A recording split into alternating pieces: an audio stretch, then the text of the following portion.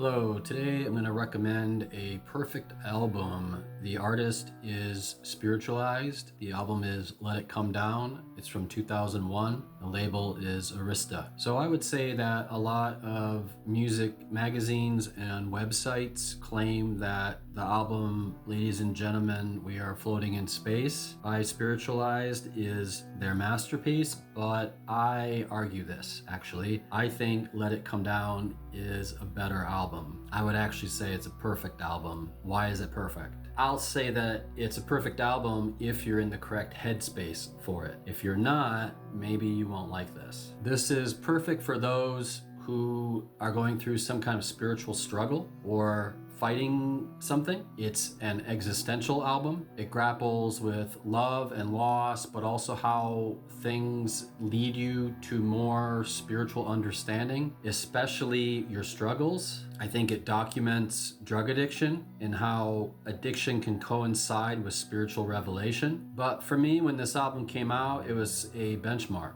I had already heard Ladies and Gentlemen, and I really loved it, but I was working at a record store and this came in used and I bought it because I liked the other album. It was kind of an odd time because I was working two jobs then. I was a waiter at night, sometimes working as late as 3 a.m. in the morning, but I was also working at this record store. The restaurant and the record store were both in the suburbs, but I was living downtown in the city. If you've been to Detroit, you know the bus system is terrible here, so it was actually easier for me sometimes to stay in the suburbs after I finished the restaurant and just kind of crash out near the record store until I had to work at like 8 or 9 in the morning. But while doing this, I would listen to this album a lot, and I was going through my own kind of struggles at that time, so it really spoke to me. Essential listening. Here's the track list. One thing to note is this is their fourth album, so they've had some time to kind of percolate. It's quite long, clocking in at 63 minutes. And on paper, it doesn't really sound like it should work. Art rock meets symphonic rock meets space rock meets gospel. It just doesn't really sound like it should work. There are too many musicians on this to name. If you want to know more about it, I would check out their Wikipedia page on this album. I mean, there's even a full choir on here. But this is really Jay Spaceman, who is the main member of Spiritualized, who was also in Spaceman 3, and also Timothy Lewis, best known for the stage name Thigh Paul Sandra. He is best known probably for the band Coil, but he's basically a sound guy. Anyway, the strongest tracks for me are Do It All Over Again. It's all about hope and exhaustion. It's actually very Gnostic. If you watch my other channel, you know I'm into that, and I think this song is super Gnostic. The Straight and the Narrow, about the struggles trying to stay on the right track.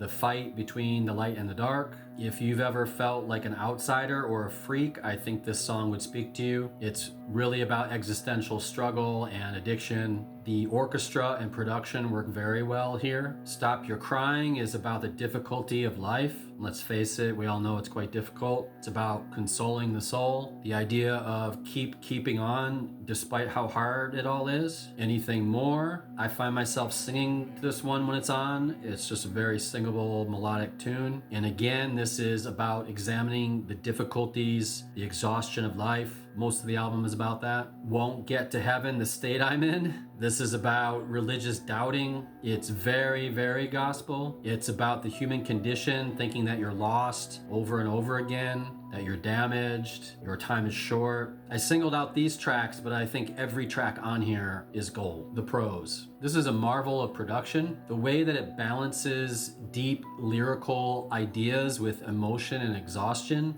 but also being quite spacey at times, while also folding in orchestral arrangements and gospel. It's really a balancing act, and it's just a marvel to behold, I think. It's really, really good if you turn it up loud. I also imagine it took a long time to get right. There's something about this that reminds me of Pet Sounds by the Beach Boys. Not the content, not the subject matter, but the masterful way that it all comes together in the production. The cons. It's a bit of a downer at times. You could say it's a kind of a depressing album. If you don't like gospel, you will hate this. I'm just warning you.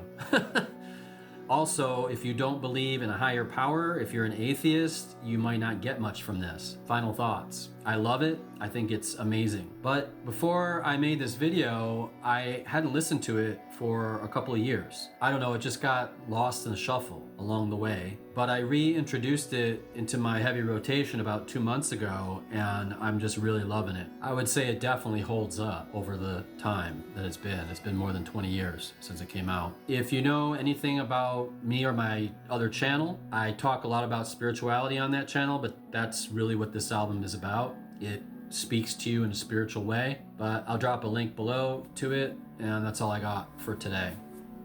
Take care, have a good day.